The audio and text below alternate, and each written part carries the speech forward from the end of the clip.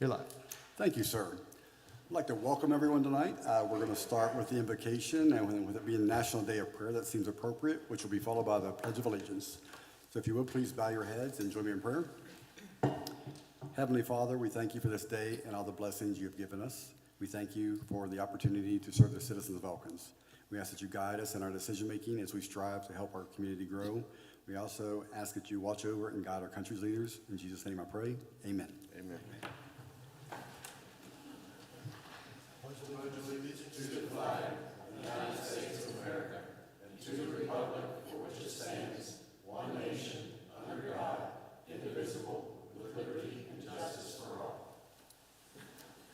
I will now call the regular City of Elkins Common Council meeting to order and ask our clerk to take a roll, please. Counselor Bross Friganera. Here. Counselor Chenoweth. Here. Counselor Kwanzo. Present. Counselor Griggs. Here. Counselor Guy. Absent. Counselor Hinchman. Here. Counselor Lowther. Here. Counselor Parker. Here. Counselor Severino. Here. And Counselor Vest. Here. You have a quorum. Thank you. Okay, is there anyone here tonight for public comment?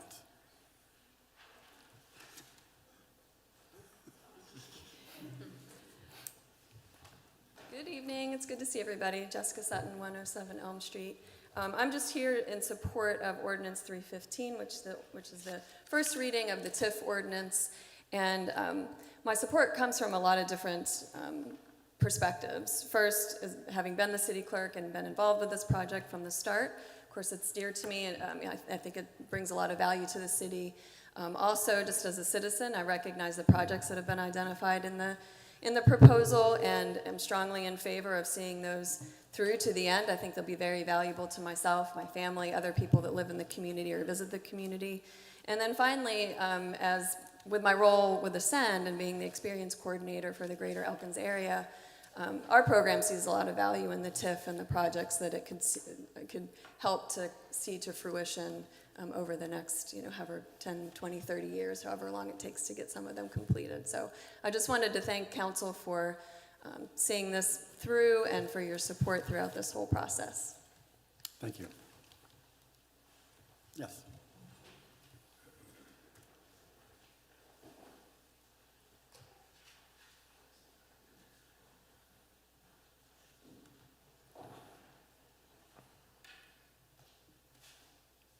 Mr. Mayor, members of City Council, my name is Margaret Bruning, 2145 Poe Run Road.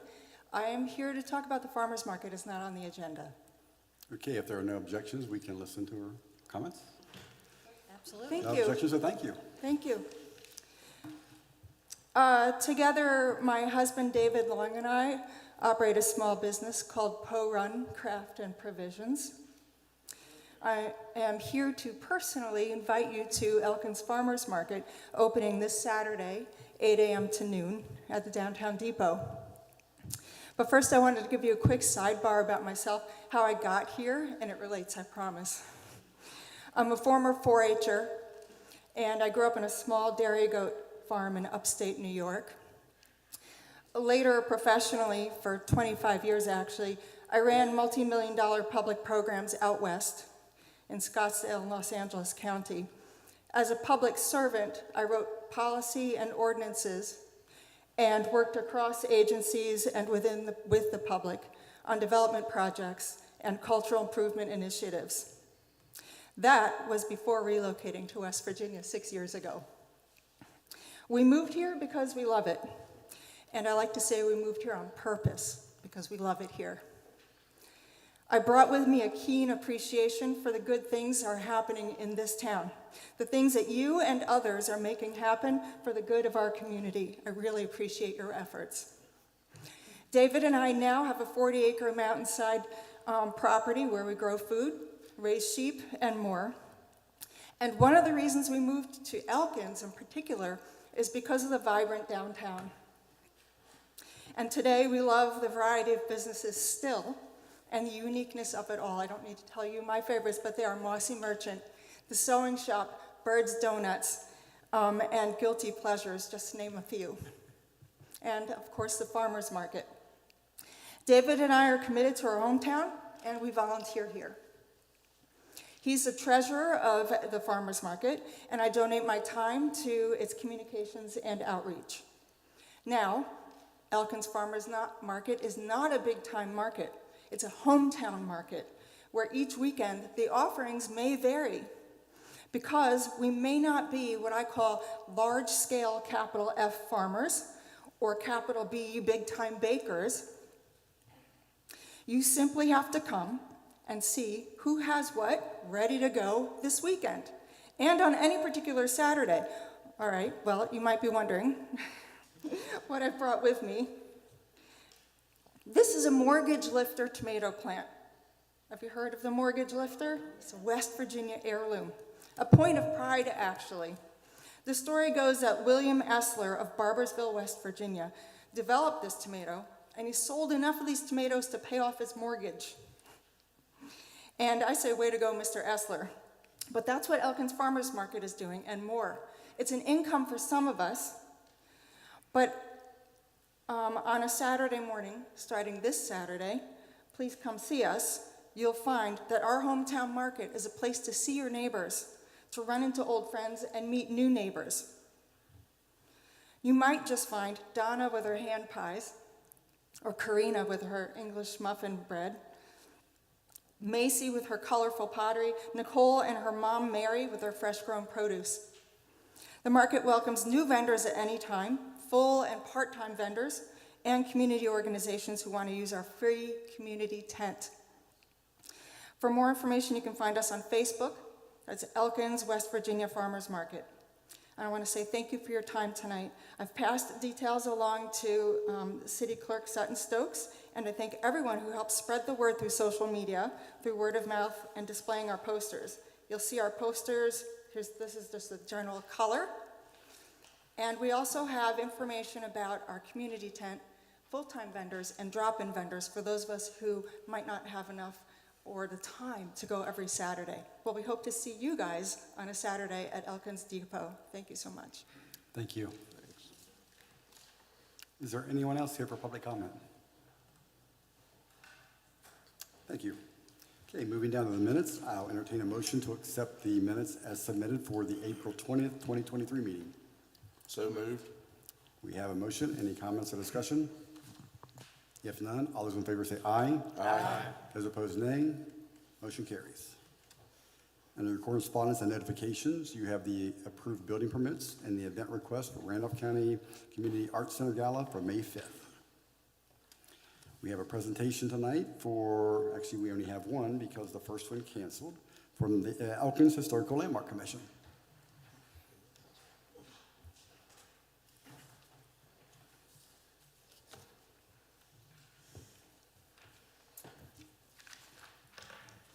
Mayor Marco and council members, it's good to be here. Thank you for having me Welcome. this evening. My name is Carol Carter. I'm the president of the Elkins Historic Landmarks Commission. And I wanted to come here tonight to give you a brief overview of what we've been doing the past year. We want to thank you, first of all. I'm sorry, I forgot what you told me.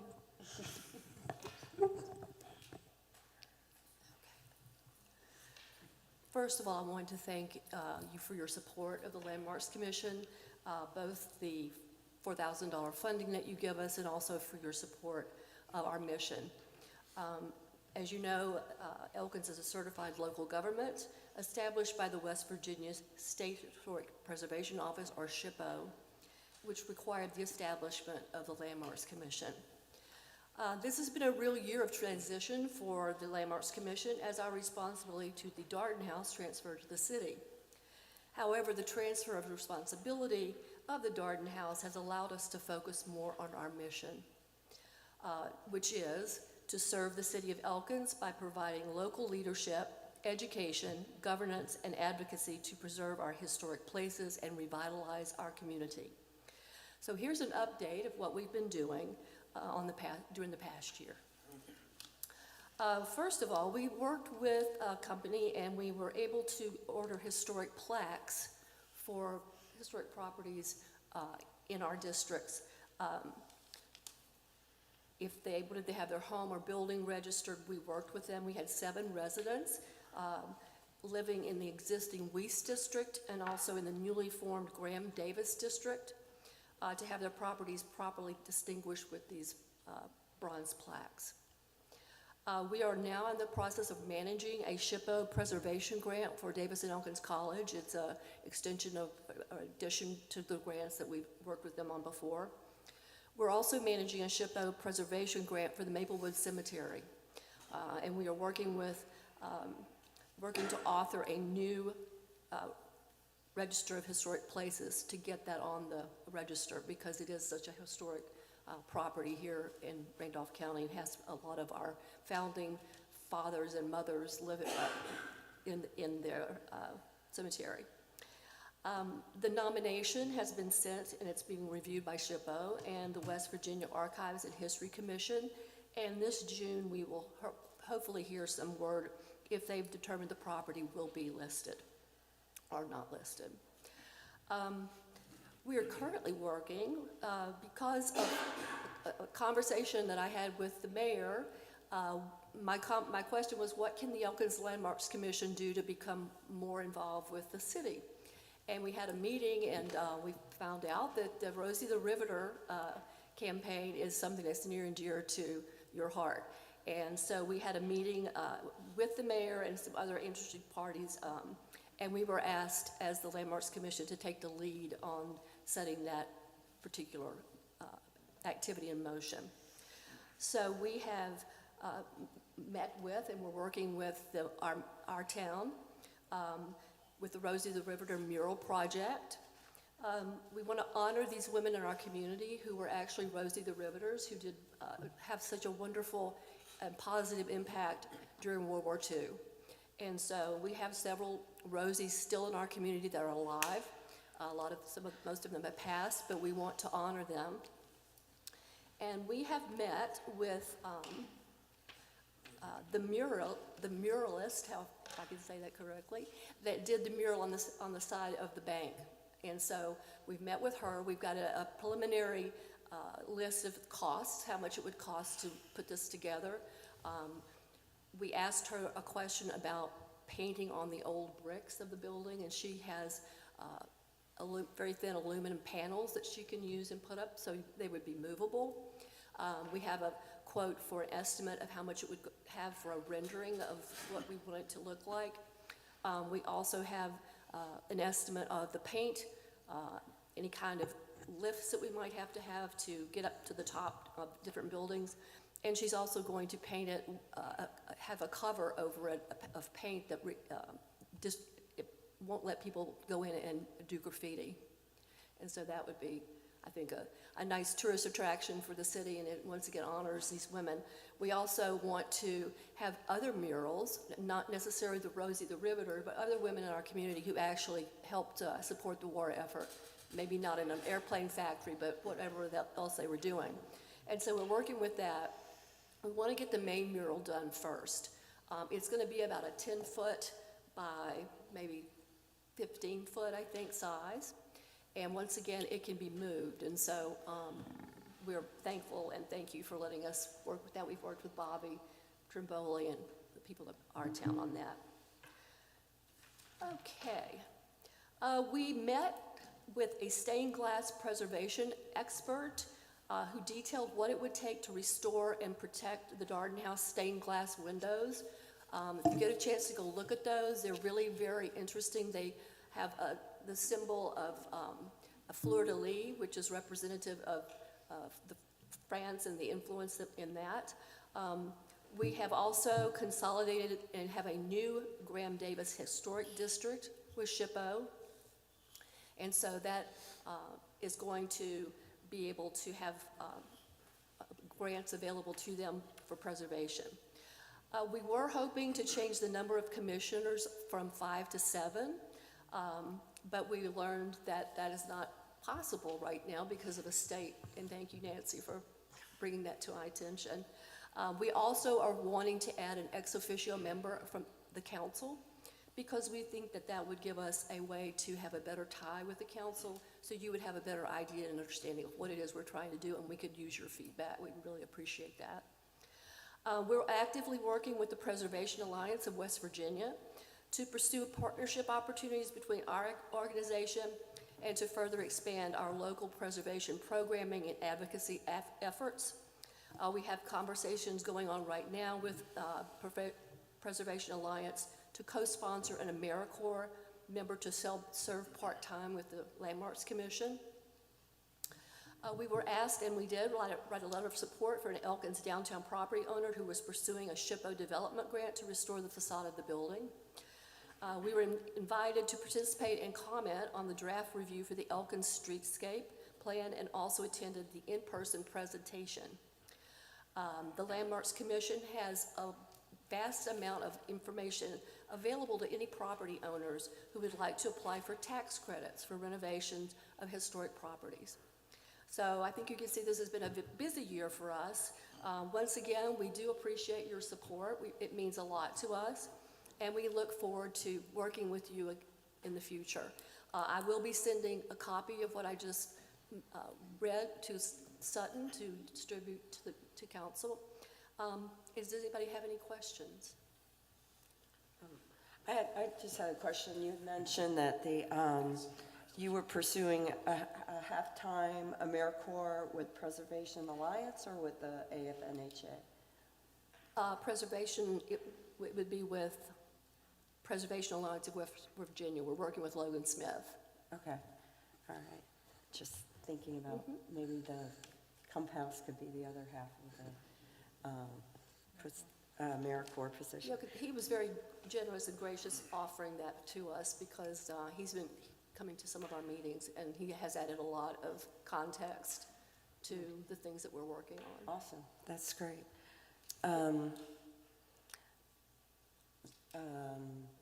There may be should I even bring it up? I'll email her. Okay.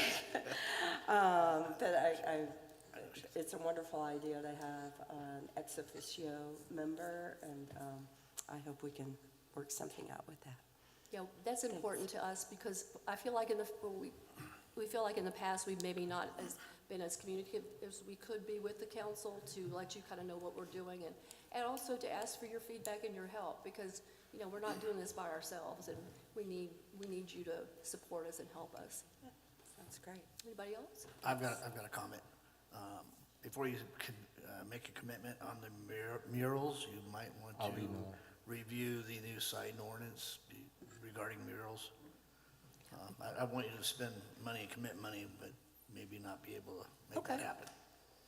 That's fair. We will do that. Thank you for that advice. Anybody else? I know that we had spoken about the stained glass before, and is Landmarks doing anything to help assist with that? I know there's preservation need in there. What we have done is we have all of the information that we were given by she's in Charleston, she's a preservation stained glass expert, and I believe that's been passed along. I think I sent that to you in an email, but I can certainly send that out again. Great. Thank you. Thank you. Thank you. Anybody else? All right, well, thank you so much Thank you for so your much. support. We appreciate you. it. Okay, moving on to our committee reports, we will start with Councilor Chenoweth, please. Personnel Committee, we have not had a meeting since our last council meeting, so I don't have anything to report. Our next meeting is this coming Thursday, the 11th, 12 noon here at City Hall. Thank you, sir. Councilor Henchman. Yes, sir. Finance met on May the 1st. We went over budget adjustments, and we'll be voting on tonight. Also, a budget adjustment at the state level we'll be voting on tonight, and discussions on PEIA, sir. Thank you. Councilor Severino. No report. Thank you. Councilor Griggs. No report. Thank you. Councilor Lowther. Parks will meet the 17th at 5 p.m. at the Phil Gaynor Center. Also, a reminder that this coming Saturday at 11 a.m. Is opening day for Babe Ruth. They've invited all of city council members that can attend. They'd like to show appreciation for the completed bleachers that are now up and ready to use. That's all I have. Thank you, sir. Councilor Brosfer-Ganera. Yes, I have, there will be a Rules and Ordinance meeting next Wednesday at 9 o'clock, and we still are continuing our conversation about the animal ordinance. Maybe we'll get through it all this time. On Thursday, we have a planning commission meeting at 3:30. I was hoping that Judy would be here today, but we do have news regarding the Cump House was just awarded a mini grant from the West Virginia Humanities Council that will be used for an upcoming summer event similar to the Something Old, Something New event that we had. It will include interpretive materials and a whole afternoon of events, and that will start the public tours offering season for this summer. And the Cump House will be offering summer camps, so that's exciting news. That's all I have to report. Thank you. Councilor Kwanzaa. Good evening. As everyone knows, Arbor Day, we had Arbor Day last Friday, and we had an extremely successful Arbor Day.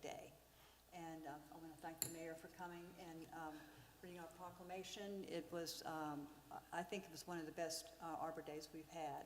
It was a lot of fun, a lot of people showed up, and there were 2 other events in town that also happened on the same day. Had a very busy day. We started at 11 o'clock at D&E and ended up at, let's see, what's the 5 name of o'clock, it? and the 5 o'clock, Scott. and the Scott, yes, at the library.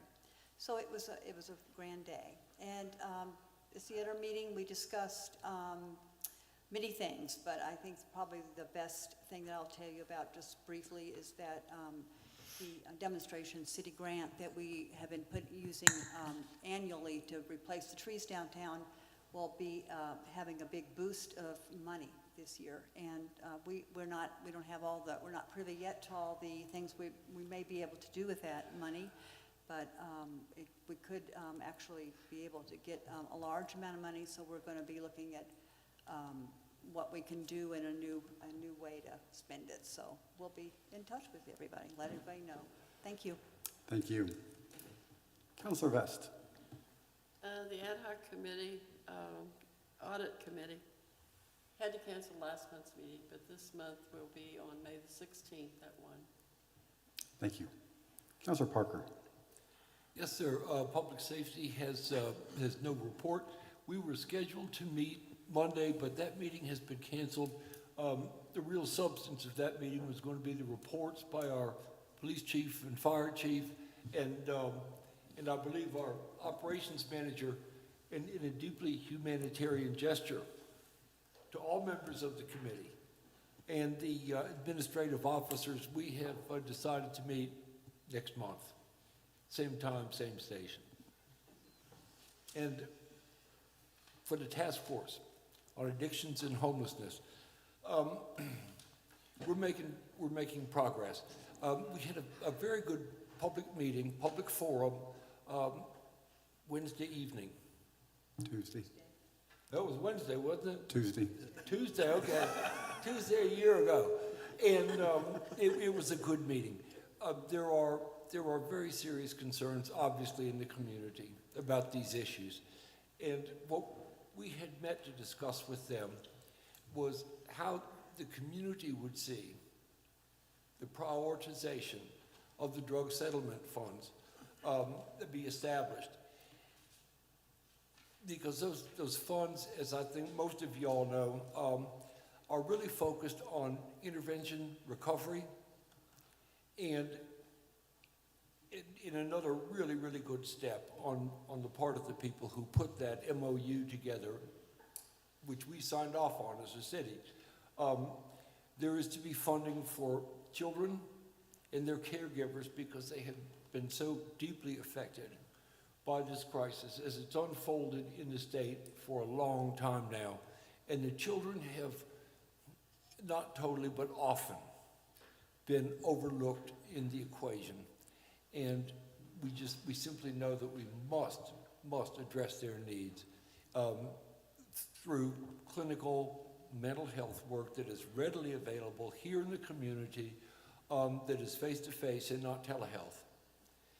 And we had begun that initiative a while back as our task force, and we are now seeking to carry these forward through the formation of what you might call a sub-region, we've been lumped in this very large region that extends from Mon County on down the interstate corridor to Marion and Harrison, and then across 33 to Randolph.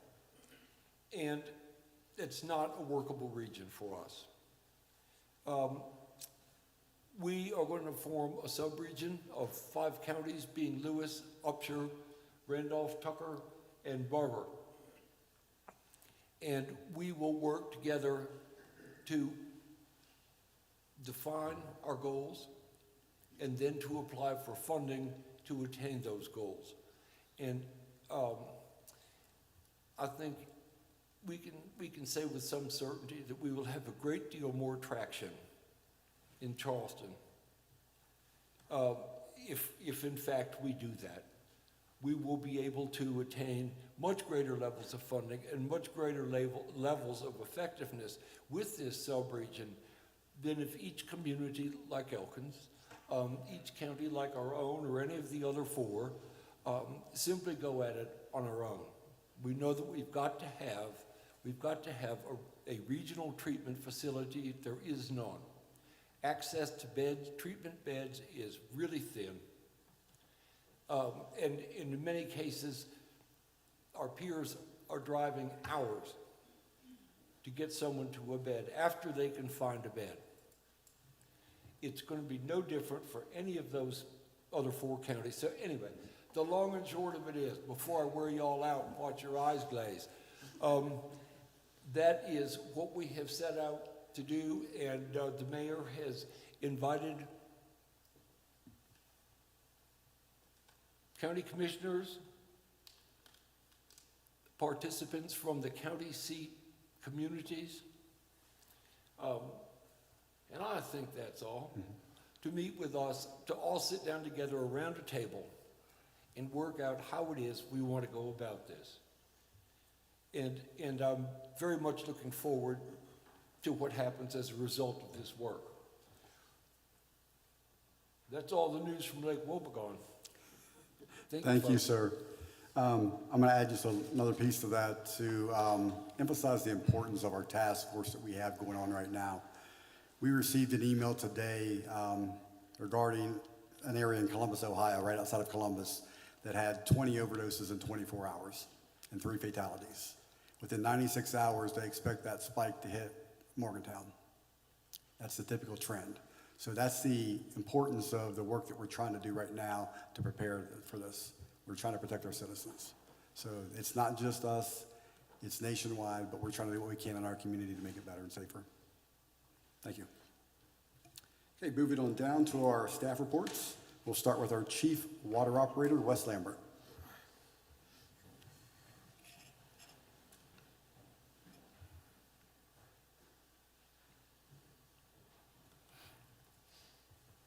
Good evening. Welcome. Thank you. Just have a couple things to report on today. On April 24th, we had a contractor remove 5 trees at Bear Hunter Mountain Booster Station. These trees posed a threat to the booster station. They've been dead for a few years now, and we finally did work out a price with a contractor to remove those. I want to thank Jill Stoniker, which is the property owner around that booster station. She gave us permission to actually remove those trees. Next week, we're going to be pressure washing the 3 million gallon water tank up on the hill. It's the big tan tank that you see. It's starting to get some dirt and algae growth on it, so we hired another contractor to come up and pressure wash that for us. On April 26th, we performed the first annual routine exercise of lowering the stop logs into the railroad trestle over at the flood control. Now, I call it the first annual because that's the first one we have on record of ever being performed. It was very, very helpful. I mean, we found a few things that we can improve on, but overall, the Army Corps said that we proved that we could save the city.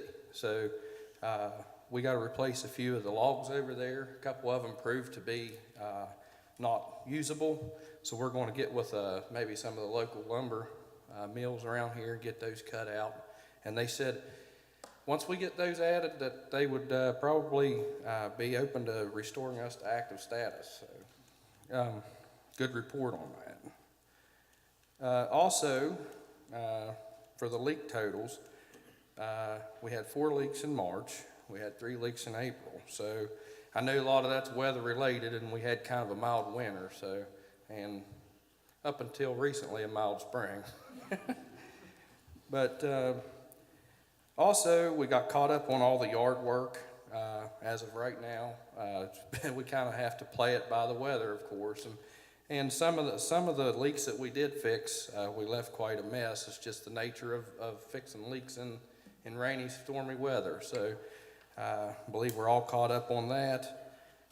Next week, we are going to begin working on the line extension at Georgetown Road. We were going to do that this week, but we do need 4 consecutive good weather days to be able to do that. There's about 600 feet of line that we have to run over there. So, and we're going to do that in collaboration with the gas company. They're going to run their line at the same time.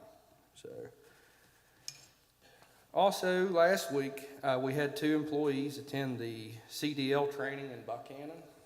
I'm pleased to report that both of those employees passed their written exams, and they're moving on to the driving portion now. So seems to be that everybody that went down there so far has really liked their instructors and stuff.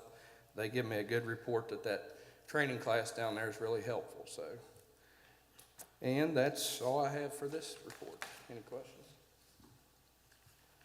Wes, I'm glad you're caught up in your yard work because I'm way behind right now. So. Thank you. Thank you. Chief Bennett.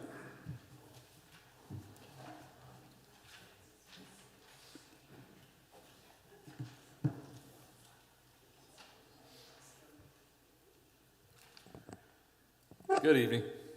I don't have this on my list, but I'm going to start with it so I don't forget it. But I just wanted to expand a little bit off what Councilman Parker and the mayor just said about the bad batch spike alerts, and that we've seen 20 overdoses with, I think it was 9 fatalities in Cleveland, and that's expected to be in Morgantown within 96 hours. Well, Morgantown isn't the end of the road, all right? Within 24 to 36, it will be here, and we will go through the exact same thing. And this is how it happens every time we get these spike alerts. You can't really set your watch by it, but I can tell you if you used to keep you on schedule, you wouldn't miss a council meeting. It's that accurate. But now I'll go into the rest of my report. So in April, we responded to 536 calls for service that generated 29 cases and 23 arrests, along with 14 citations. 6 of those arrests being drug arrests. We are going to be conducting entry-level testing tentatively on June the 17th for 3 positions. So hopefully we have a good turnout for testing. In June, on the 21st and 22nd, the police department's hosting a company coming in to teach first-line leadership. Some of this will be a police-specific course, but leadership's leadership, and the majority of it is just that, basic leadership. So if any of the admin officers have any supervisors or anyone else that they would like to attend, let us know, and we can up the numbers for the course. I think it's $350 per person, and we're going to have everybody corporal and above from the police department attend it. Next Saturday is Hooked on Fishing. We'll be participating in that. I know Fire will be as well. Come out and see us. It'll be a good time. On the 26th of April, Elkins Police Department, Randolph County Sheriff's Department, and Mountain Region Special Response Team assisted ERCC with an active shooter and hostage rescue drill. That went really good. It was eye-opening for them, and it gave us some insight into some things as well. So I think it was beneficial for everybody and made us a lot more prepared than what we would have been the day before that. So that's a good thing. Hopefully we keep doing those with other facilities. And the last thing I want to talk about is digital radios. So every first responder has has a radio, has either a portable radio, mobile radio, or whatever. And all these radios operate off of the same system, the State Interoperable Radio Network. When this was rolled out, however many years ago, it was done in phases. And we're in phase 1 right now. Phase 2 is coming in the near future. And the radios that we have, the radios that fire have, are not compliant with phase 2, which means they will have to be upgraded and replaced. I can tell you that that is not a cheap endeavor, as the radios that would replace these are probably close to $8,000 a piece. That's just the portables. Mobiles are slightly less, but it's still a huge number. And this is also not something that is optional. We have no choice but to participate and be compliant with siren. Last year, I applied for a Homeland Security grant for nearly $500,000 to bring both the police department and the fire department into compliance with phase 2, and it was rejected. 2 weeks ago, I pulled that back out, rewrote it, resubmitted it, and received a phone call yesterday from West Virginia Emergency Management that they want to fund us on that grant, with the only caveat that where it's so big, they want to break it up over 2 years and do our mobile radios this year and the portables next year. And I told them that, you know, I hate to wait, but I guess that'll work. And I told them that we were ecstatic to be able to receive that funding, and that that is an absolute game changer for us, because that's $500,000 that we are not going to have to find somewhere over the next few years. So it's going to be very good for the police department and fire department. I'll let Steve, when he does his report, if he wants to say anything about it, how it'll affect them, he can do that. But other than that, I don't have anything else, unless anybody has questions for me. Thank you, Chief. Mr. Kessiker.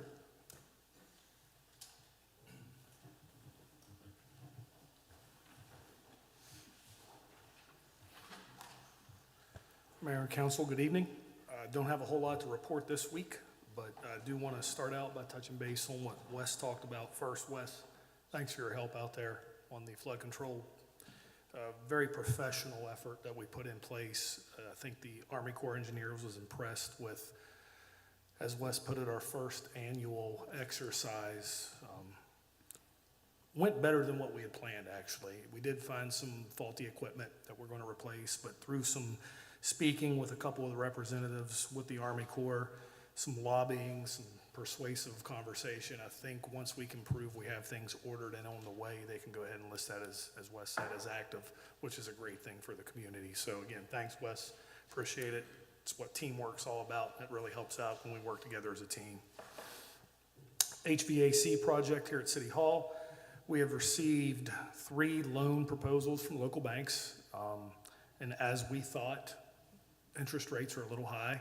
So it looks like USDA will be our best option. We are completing the 5-step pre-approval process for that, but it looks like they'll probably end up beating the local banks by 5 to 6% when it comes to interest. So looks like that'll be the best way to go. We'll continue to pursue that. In the street department, we purchased a new grader. I think we'll be taking delivery of it next week if everything goes as planned. And to finish up with my report, I'll just go over a few of the numbers for April. From our code enforcement office, we sent out 19 warning letters for trash. We have closed 6 of those are closed as compliant. We issued 1 citation. Derelict vehicles, 32 warning letters have been issued, 20 have been closed, 8 vehicles have been towed and removed from the premises. And on vacant properties, in the month of April, we have, with a combination of voluntarily and involuntarily, we have registered 25 homes as vacant properties. We have closed 11 as compliant, and we have 8 warning letters that are still pending, waiting on the deadline to reach for the response. Other than that, I have nothing to report. If there's any questions. I'm just curious what you'll do with the old grader. Well, there's possibilities of selling it. There's also possibilities of, interdepartmental transfers of equipment that we always entertain. So we haven't really, addressed that issue yet. But there's countless possibilities, other towns that could inquire about it as well, so. Thank you. Thank you, sir. Miss Judy?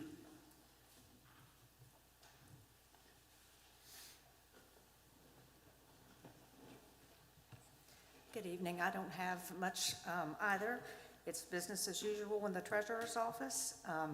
2 weeks from today, on Thursday and Friday, I'll be attending a meeting in Charleston. The main discussion is going to be about Senate Bill 268, the PEI legislation, and bringing back what we're hopefully seeing as long-term, but also working with personnel and finance in the next few months to come of what options that the city has moving forward. We'll also be discussing at that meeting cybersecurity. The state auditor will be giving a presentation, and also financing with building commissions. And that's really all I have right now. Anybody have any questions? All right, thank you. Chief Hines?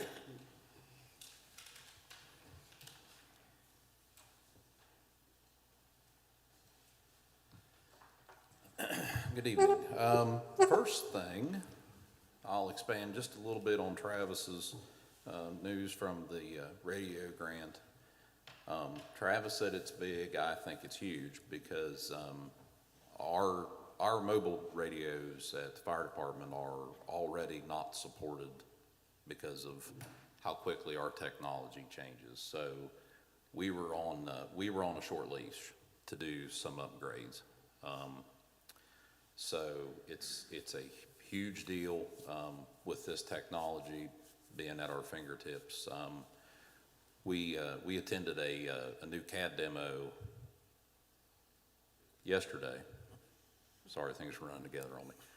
Yesterday at the 911 center to bring their system up to speed, and at the end of the day, these mobile radios will be GPS compatible to where they'll know where the police car or the fire apparatus is in relationship to the map and the emergency, and literally get live turn-by-turn directions. I mean, it's a big deal. I remember cracking a safe about 2 months ago, so I'm not sure if we're even, but we'll negotiate that if necessary. Otherwise, the Volunteer Association received a donation from TC Energy in the amount of $4,000. We're going to use that to beef up our confined space rescue equipment, get another gas monitor and some rope hardware and some new rescue harnesses. The structural PPE that was ordered for 8 members off the ARPA request has finally arrived. I remember we used to be able to get turnout gear in 90 to 120 days, and thank you, COVID, it took 9 months. So, but it's here finally. April 21st to 23rd, we provided a site and hosted a cave rescue class that was put on by the Eastern Region of the National Cave Rescue Commission. They had 61 people in this class. We had 2 of our members complete the course, and the following Monday, they reached out to me that their waiting list was so long, they may want to have another one in the fall. So that was a little bit of an interesting weekend. And finally, this weekend, I do not know if this was moved. Historically, this event took place in October, but I don't know if because of this today being International Firefighters Day, if that's why it was moved or not. But this weekend is the National Fallen Firefighters Memorial Weekend in Emmitsburg, Maryland. They will be recognizing 144 firefighters who were killed in the line of duty, 79 of those in the past year, and 65 from previous years. So Sunday, the flags at the fire station will be at half-mast under order of the president, and if you'll keep those families in your thoughts. Call volume, we ran 52 calls in April, 3 building fires, 2 vehicle fires, about 9 motor vehicle accidents, bringing our annual or our yearly total so far up to 211. So we're right about the normal pace. The fire ban was lifted on the 24th, and we didn't have any major issues with that other than having to go help out in Franklin. So that's a good thing. Anybody have any questions? Okay, thank you. Thank you, Chief. Mr. Stokes. Thanks, Mayor.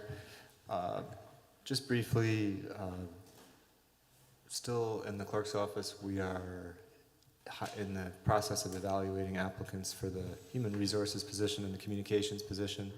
I am hopeful that we'll be drawing to a close shortly, and I'll update everyone if there are developments on that.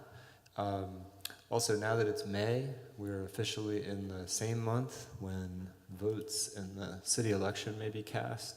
The first day of early voting will be May 31st. That'll be here at City Hall, 8 to 4, down in the municipal courtroom, just like always. In the lead up to the election, I understand, and this is being put on by an outside organization, but I do understand on Thursday, May 18th, on Thursday, May 18th at El Gran Sabor, there'll be a Meet the Candidates event. And again, that's not being put on by the city, but just for the people at home, apparently you can meet the candidates in the city election at El Gran Sabor, Thursday, May 18th, 5 to 7. And just finally, as we get along closer towards the election, I do encourage anyone who has any questions about city processes with the election, how we do things, please make sure, or if you see concerns or questions on Facebook or out in the community, please direct people to me or send your questions from you. If you have questions yourselves, just want to make sure everyone has all the information and we nip any misunderstandings in the bud. So that's all I have for now. Thank you, sir. Ms. Roberts. Thank you, Mayor. Just a couple notes. To follow up on what Councilor Brosfergenauer said with regard to the animal ordinance, we're going to be meeting prior to the committee meeting to Chief Bennett and Ms. Vile from the Humane Society and me. We're going to be meeting with regard to those issues that came up at the last meeting. So hopefully we'll have some of that resolved when we can bring it to the committee. Secondly, the demolition DEP grant, things are moving along on various levels with regard to how that's going, some litigation and some other items moving forward with regard to the asbestos abatement and then eventually a demolition contract. So we'll keep you posted when we bring the first house down. Thirdly, not really related to anything in particular, but I always like to point out something that I think is really important for the community. Take a look at the building permits in your packet today. They're pretty substantial, and mostly substantial from the college that is located here. And when they make that kind of commitment to this community, for their college, obviously, and their students and the folks affiliated with it, but that is a big impact on this entire city. So, and it's not just theirs, there's lots of others in there too. So I think that's a really positive thing to notice all the time. You get lots of building permits. I realize it's that time of year, but it's important to note, I believe, that this community is making investments in what property is owned here.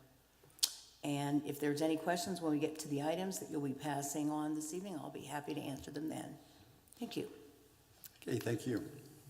Okay, we'll move on down to the approval of the vendor invoice payments. So moved. Okay, we have a motion. Any comments or discussion? If none, all those in favor say aye. Aye. Those opposed, nay. Motion carries. And now we'll go down to new business. Resolution 1651, authorizing conditions of lease and addendum and maintenance agreement between Hart Office Solutions and the City of Elkins. This is for the municipal court. I want to take a motion to accept, please. So moved. We have a motion. Any comments or discussion? If none, all those in favor say aye. Aye. Those opposed, nay. Motion carries. Resolution 1652, accepting conditions of agreement between Centos and the City of Elkins and authorizing execution of agreement. I'll entertain a motion to accept, please. So moved. We have a motion. Any comments or discussion? If none, all those in favor say aye. Aye. Those opposed, nay. Motion carries. Resolution 1653, intradepartmental budget revision, fiscal year 2023, general fund number 8 through 17, and Elkins Fire Department, fund number 3. I will entertain a motion to accept, please. So moved. We have a motion. Any comments or discussion? If none, all those in favor say aye. Aye. Those opposed, nay. Motion carries. Resolution 1654, approve interdepartmental budget revision, fiscal year 2023, general fund, state budget revision number 3. I will entertain a motion to accept, please. So moved. Oh, sorry. We have a motion, and that has to be a roll call vote. So I will ask our clerk to take roll, please. All right, in random order, Counselor Lowther, Yes. Counselor Parker, Yes. Counselor Hinchman, Yes. Counselor Brosfreganera, Yes. Counselor Severino, Yes. Counselor Vest, Yes. Counselor Chenoweth, Yes. Counselor Kwanzaa, Yes. Counselor Griggs, Yes. Counselor Guy. She's absent. 9 yeses. Thank you, sir. Motion carries. Ordinance 313, ordinance abandoning section of Riverbend Road to West Virginia DOH. This is the final reading. I will entertain a motion to accept, please. So moved. We have a motion. Any comments or discussion? If none, all those in favor say aye. Aye. Those opposed, nay. Motion carries. Ordinance 314, amending City Code, Chapter 52, Sewers and Sewage. This is also the final reading. I will entertain a motion to accept, please. So moved. We have a motion. Any comments or discussion? If none, all those in favor say aye. Aye. Those opposed, nay. Motion carries. G, ordinance 315, to consider for approval on its first reading of an ordinance of the Common City Council of the City of Elkins, which would approve and create a new tax increment financing district in the city to be known as the City of Elkins Redevelopment District Number 1, approve project plan number 1 as approved by the West Virginia Department of Economic Development, establish a tax increment financing fund for such district and provide for other matters in connection therewith. This is the first of 2 readings. I'm so glad I get to read that again. We actually have a gentleman here who's going to explain to Is the there a public. motion? So moved. We have a motion on the floor, but before we vote on this, I'm going to ask Josh if he would come up, please, and explain for the public what we're actually approving tonight.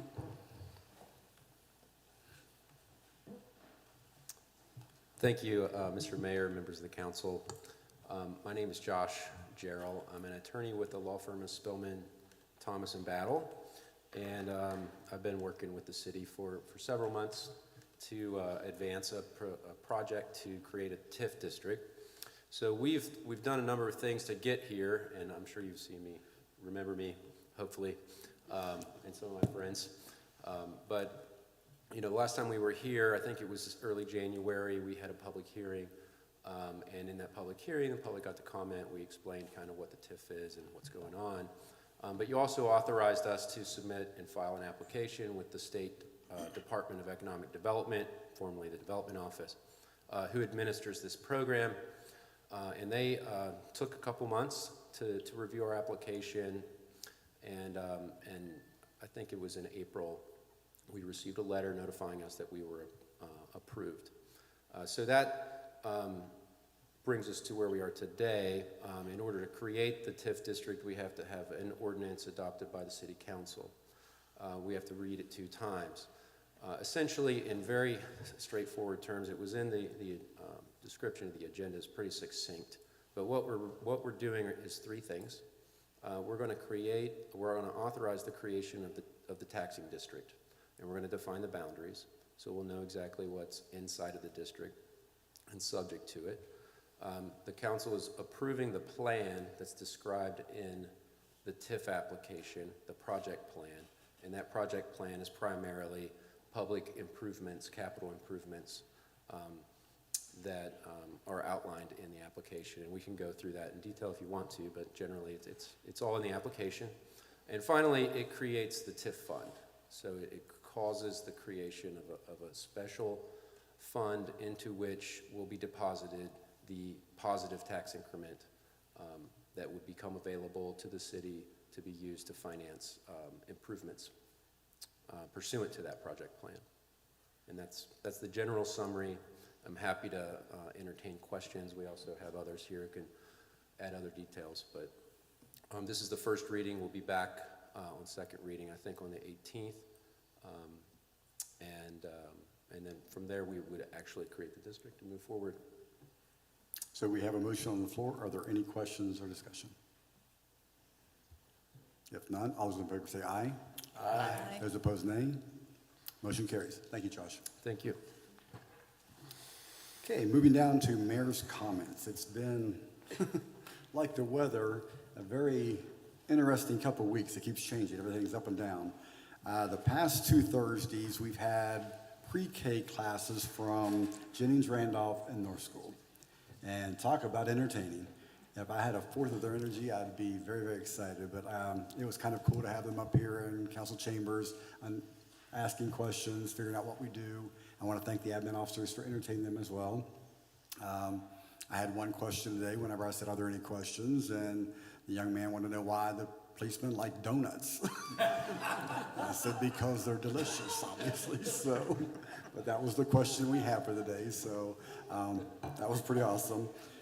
We also had National Day of Prayer today over in the Depot area, and that was kind of an honor to be able to go over and lead the Pledge of Allegiance for that and take part in it. While we're talking about prayer, I'd like for you to keep Commissioner C in your prayers. He's having some medical issues right now, so please keep him and his family in your thoughts and prayers, if we could, please. Also, my wife and I, because our dog Cooper, which I haven't reported on for a while, is going through the terrible 2 phase and is making some very poor decisions and choices lately, so on stuff that he's decided to start chewing on. So we thought we were past it, but maybe not. So yeah, we could use some help with that as well. Chief Bennett and I actually got to meet with some students from the Elkins Mountain School today as well, and it was truly an honor to sit down and have a conversation with these young gentlemen and kind of figure out where they're going to go in the future and what their goals are, and yeah, just kind of an honor. I mean, Chief, you and I think, have a connection with these young men for some reason. We go up and have lunch with them on a regular basis, so it's our opportunity to give back to the young people in our community and to watch them respond as positive as they do. I mean, it's very rewarding. Next week, I have to go to the West Virginia Municipal League Board of Directors meeting in Parkersburg, so I will be reporting back on that, on whatever we discuss. And I did receive a phone call from Wendy Madden, who represents Senator Manchin, to let us know that the earmark projects that we have submitted have cleared the first hurdle and have all been approved for the next phase.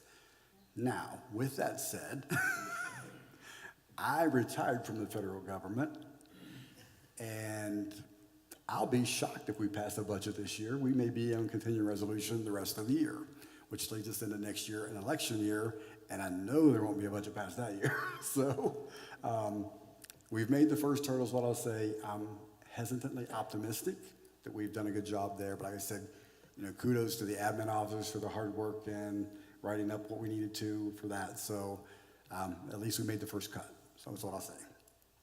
And right now, that's about all I have. I just want to wish everybody a safe trip home tonight and happy Cinco de Mayo. And with that, I will say meeting adjourned.